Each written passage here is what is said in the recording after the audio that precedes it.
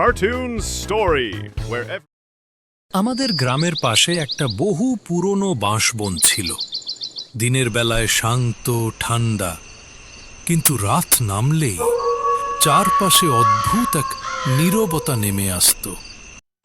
গ্রামবাসীরা বলতো ওখানে নাকি কিছু অদ্ভুত ঘটে।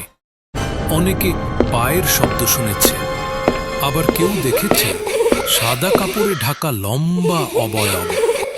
তাই সবাই সন্ধ্যার পর ওই বাঁশবন এড়িয়ে চলত। কিন্তু গ্রামের এক ছেলে রাহুল, সে সব ভূতের গল্পে বিশ্বাস করত না, ভাবত সবই লোকের বানানো। এক সন্ধ্যায় সে শর্টকাট ধরে বাঁশবনের ভেতর ঢুকে গেল।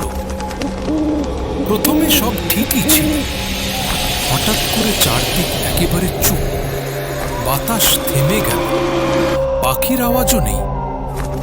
তখনই রাহুল শুনতে পেল কারো পায়ের শব্দ, ধীরে ধীরে এগিয়ে আসছে, ঠক ঠক ঠক।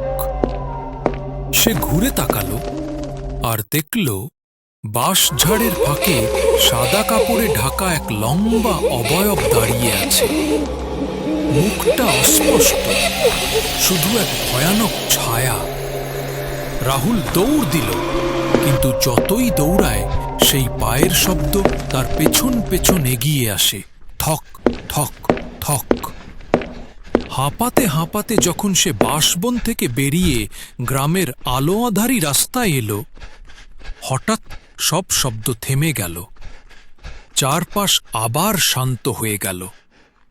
সেই দিন থেকে রাহুল আর কোনোদিনও ওই বাঁশবনের ভেতর যায়নি, বরং সবার কাছে সাবধান করে বলতো ওখানে সত্যিই কিছু আছে, একা যেও না। হ্যাঁ, এরকম আর মজাদার শিক্ষামূলক গল্প পেতে চাইলে আমার চ্যানেলটাকে একটা লাইক দাও, সাবস্ক্রাইব করে ফেলো, আর পাশে থাকার ঘন্টাটা ওটা চাপা দিও, তাহলে কোনো গল্প মিস হবে না, বুঝলে?